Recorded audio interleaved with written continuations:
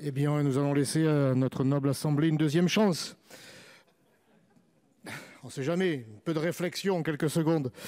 Monsieur le Président, Monsieur le Ministre, mes chers collègues, des professionnels de la société civile, notamment du secteur de l'événement, m'ont fait part de leur inquiétude quant à la mise en application de cet article 25 qui permet le port d'armes hors service pour un fonctionnaire de la police nationale ou un militaire de la gendarmerie nationale.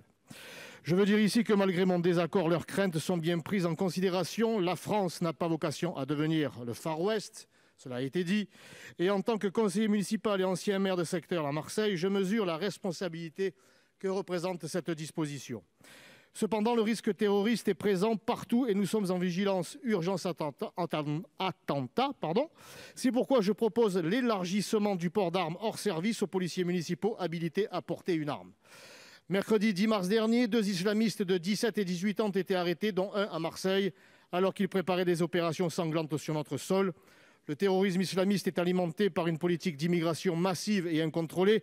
Il est en partie financé par les réseaux de trafic de drogue. Il recrute dans toutes les tranches sociales des hommes, mais aussi des femmes. Et on le voit, des individus de plus en plus jeunes. Cette réalité prouve que la menace va perdurer encore longtemps et se diversifier géographiquement tant le terreau de notre République avachi et affaibli et fertile.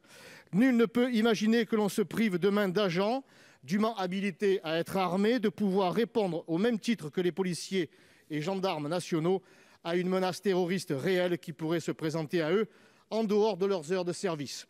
Ce que les policiers municipaux ont fait à Nice durant leur service à l'occasion de l'attaque meurtrière d'un pseudo-réfugié mais vrai clandestin tunisien, tous les policiers municipaux de France doivent pouvoir le faire si la situation l'imposait et en tout lieu.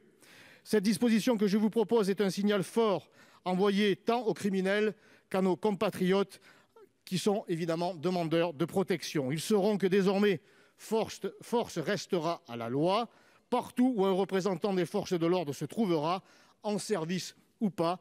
Cette disposition réaffirmera l'autorité des policiers municipaux et contribuera à endiguer les phénomènes de violence, de barbarie et d'ensauvagement.